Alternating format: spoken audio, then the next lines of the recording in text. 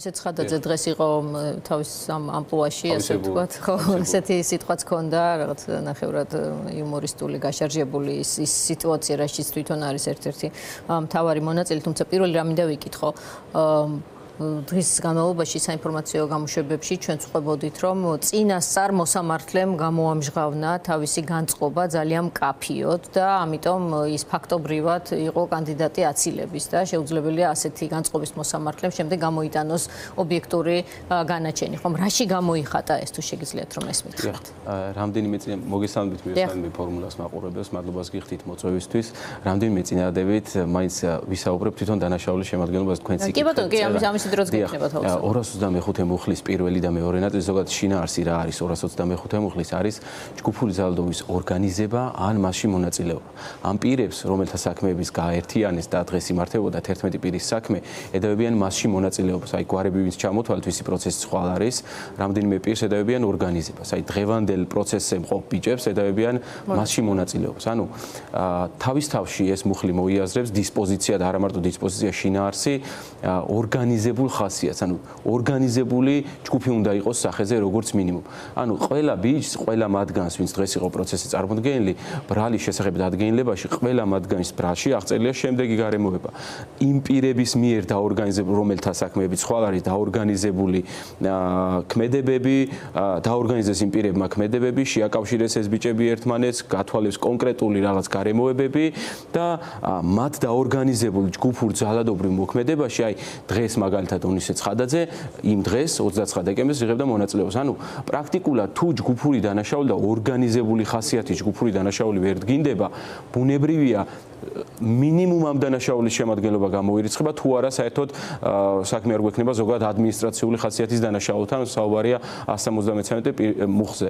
ჩვენ ქონია ადვოკატებს პრაქტიკაში და მეც მათ შორის აი რამდენიმე კვირის უკან დავიცავი ისეთი პირი, რომელსაც იგივე ქმედება აქვს განხორციელებული, ანუ რაღაც კონკრეტული საგნის სროლა და იგი დასაჯეს ადმინისტრაციული წესით, ანუ ადმინისტრაციული სამართალდარღვევათა კოდექსის შესაბამისად, მაგრამ რატომღაც განსხვავებული რეალობის წინაშე ვართ ამ ბიჭებთან მიმართებაში, ანუ იგივე რაღაც აქვს ფაქტობრივად ამ ბიჭებს გაკეთებული, თუ საერთოდ დადგინდება რომ ეს ბიჭები არიან იქ შემთხვევის ადგილზე, სადაც ვითარდებოდა ეს კონკრეტული კონფლიქტი, მაგრამ ამ ხალხს ჯიან 225 მუხლით, ჯგუფური ძალადობაში მონაწილეობის მუხლით, მაგრამ არ არის ქართული სამართალი და ალბათ ამიტომ ვერ გაავრცელებენ ძალიან რომ უნდოდეთ შესაძლებლობა. კი, მაგრამ ნახეთ, ჩანს ძალიან მკაფიო სურვილი, რომ ეს დაისაჯოს. თუ ჯგუფურობა ვერ დგინდება, ანუ ჯგუფურობა ვერ დგინდება, საერთოდ ამ პირების ერთმანეთთან კავშირი, არა თუ ორგანიზატორებთან, არა მარტო ორგანიზატორებთან, არამედ ერთმანეთთან კავშირი მინიმუმ რაცი არაობიექტურ სასამართლოს პირობებშიც კი გამორიცხული უნდა იყოს ზოგადად ამ დანაშაულის შემადგენლობა. ჩვენ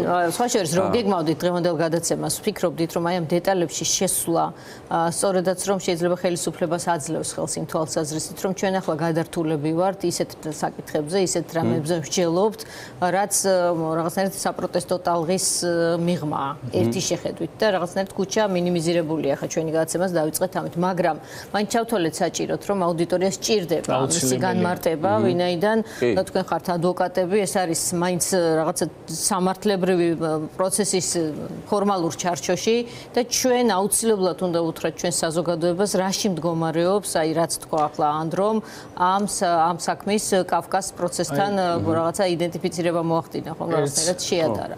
აი რასაც თქვენ ბრძანებთ? ბოლოში გავალ, ანუ რაზე ვსაუბრობთ ამდენი ხანი და ჯერ კიდევ პირველი ბრალდებულების პირველად წარდგენის პროცესიდან, ანუ ერთი აი პირდაპირ ხაზგასმით სრული პასუხისმგებლობით ვაცხადებ. ერთი პირდაპირი მტკიცებულება, ფაქტი ბუნებრივია არის, რაღაც ვიდეო ჩანაწერები კონკრეტულ პირთა მიმართ, კონკრეტული ქმედებების ამსახველი, მაგრამ კონკრეტული მტკიცებულება, პირდაპირი, არც ირიბი ჯგუფურობის დამადასტურებელი საერთოდ საქმეში არ დევს. ონისე არც ერთი ყოფილს დღეს ვის გვერდითაც პროცესზე იჯდა არ იცნობს და არც ერთი მათგანი პირადად არ იცნობს ონისეს. და ზედმეტია საუბარი ორგანიზებული ხასიათის ჯგუფურ ძალადობრივ მოქმედებაში მონაწილეობაზე როა საუბარი და ორგანიზატორებზეც ბრალში რო წერია რომ აორგანიზებდნენ ამგვარ მოქმედებებს, აკავშირებდნენ ამ პირებს ერთმანეთთან, ანუ ორგანიზატორებსაც არ იცნობენ ეს პირები საერთოდ. ანუ საერთოდ რაზეა საუბარი, როცა ჯგუფურობა ვერ დგინდება. და რა უნდა დაადასტუროს, ხო, და აქ მიჩნდება კითხვა. რა უნდა იპოვოს ახლა 55 დღეში პოტენციურად პროკურატურამ, რომ აი ეს ძაფები რაღაცნაირად ფორმალურად მაინც დადოს. რაღაც ბოლოს და ბოლოს ტელეფონით ხომ მაინც უნდა კონდეთ ადამიანებს ერთმანეთთან. მინიმუმ ტელეფონით, რასაც უთითებენ, თუმცა არც იმას ამბობენ, რომ ტელეფონით რაიმე სახის კომუნიკაცია ქონდათ მათ ერთმანეთთან, იმიტომ რომ წინასწარ იციან, რომ ეს მინიმუმ არგუმენტად გააჟღერონ, ექსპერტიზები ბუნებრივია დანიშნულია ნაწილზე, ნაწილზე ახლა დანიშნავენ, დარწმუნებული იყავით იმაში, რომ არანაირი სახის კომუნიკაცია არ დადგინდება და ამას არგუმენტადაც არ აჟღერებენ, იმიტომ რომ თვითონვე იციან ეს ყველაფერი. აბა რას ამბობენ, როგორ უნდა დაადასტურონ ეს საბოლოო ჯამში? ამბობენ იმას, რომ არაფერს ამბობენ სამწუხაროდ. ეხლა თქვენს კითხვას რო დავუახლოვდე, პირველად წარდგენის პროცესი როცა გაიმართა 7 დეკემბერს, ზოგადად როგორც წესი დასრულებისას მოსამართლე კითხულობს ხოლმე მხარეებთან ათანხმებს მომდევნო პროცესის თარიღს. და პროკურორის პოზიცია იყო შემდეგი, რომ რაც შეიძლება 60 დღის ვადაში მოსამართლეს შეუძლია წინასამართლოს ხდომის თარიღი განსაზღვროს. რაც შეიძლება შემჭიდროებულ ვადებში ჩანიშნულიყო მეორე პროცესი. ამის გათვალისწინებით დაცვის მხარეს დავეთანხმეთ, ამის გათვალისწინებით მოსამართლემ პროცესი ჩანიშნა 16 იანვარს. და რა პოზიცია დააფიქსირა ერთი თვის შემდეგ პროკურატურამ, საწინააღმდეგო პოზიცია ისევ თავიანთი არგუმენტის, ანუ 8 იანვარს შეიტანეს 9 იანვარს შუამდგომლობა და მოითხოვეს პროცესის გადადება. ანუ ერთი თვით ადრე რომ ფიქრობდნენ, რომ ერთ თვეში, უпроსოდ 40 დღეში მოასწრებდნენ, მოახერხებდნენ ყველა საგამოძიებო მოქმედების ჩატარებას, 9 იანვარს შეიტანეს შუამდგომლობა და მოითხოვეს პროცესის 55 დღით გადაწევა. ანუ საქმე გვაქვს რასთან?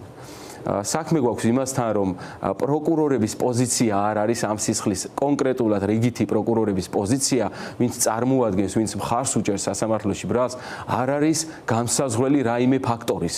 მით უმეტეს პროკურატურის მხრიდან მისაღები რაიმე გადაწყვეტილების. ეხლა სასამართლოს მხრიდან მისაღები გადაწყვეტილებაზე საუბრობდით, ანუ და აცილებასთან დაკავშირებით უგნებავთ ეხლა განმარტავთ. აცილებაზეც მე მინდოდა და მეთქვა ერთი რამ, რომ აი თქვენ სწორად აღნიშნეთ, დღევანდელი თუნდაც ასეთ დამღლელი დღის შემდგომ რატო ვართ ჩვენ აქ, იმიტომ რომ საზოგადოებას უნდა გქონდეს ზუსტი ინფორმაცია. დღეს მოსამართლე ჩვენ აცილების შუამდგომლობით რომ არ გაგოჩერებინა და ჩვენ არ გვეთქვა რომ აი ეს რასაც თქვენ ახლა აკეთებთ არასწორია.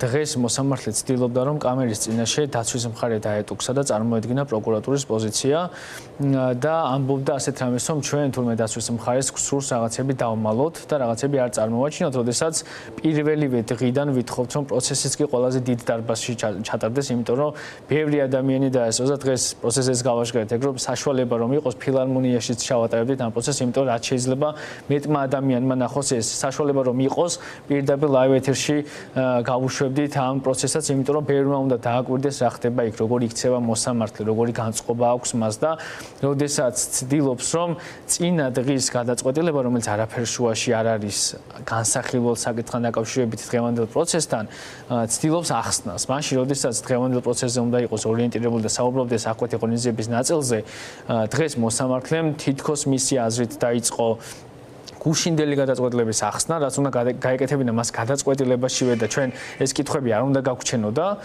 და შემდგომ ეს სცადა მან ალბათ მისი მოსაზრებით, თუმცა რეალურად გამოვიდა პროკურატურის არგუმენტაცია, ის რაზეც უნდა გაეცა პასუხი პროკურატურას, ამას აკეთებდა მოსამართლე და იმდენად ბუნებრივად აკეთებდა, რომ ერთ მომენტში დამეთანხმება ალბათ ლაშას პროკურატურას ეგონა რომ უკვე გადაწყვეტილებას აცხადებს, რომ ის გააჟღერა, რომ უკვე უცხადდება გადაწყვეტილებაო და მან მოსამართლემ უკვე გაიკვირვა, რომ ჯერ არ ვაცხადებ გადაწყვეტილებას და აი ეს გახდა ზუსტად აცილების საფუძველი, იმიტომ რომ ეს მოხდა დაახლოებით 2 საათით ადრე, ვიდრე გადაწყვეტილება გამოცხადდებოდა და ჩვენ უკვე გვქონდა წინასწარ ინფორმაცია მოსამართლე რა გადაწყვეტილებას მიიღებდა, მიუხედავად იმისა, რომ ეს ჩვენ ვიცოდით უკვე სასამართლომ დეც, სანამ შევიდოდით სასამართლო დარბაზში, უბრალოდ არსებობს კანონი, არსებობს კონსტიტუცია, არსებობს საერთაშორისო ნორმები და არსებობს პრინციპები, რომელსაც უნდა იცავდეს მოსამართლე და როდესაც ხედავ პირდაპირ ამის დარღვევას და როდესაც ხედავ რომ მოსამართლე შენ მოწინააღმდეგე მხარედ გემატება პროცესზე და თითქოს ერთიანდება პროკურატურასთან და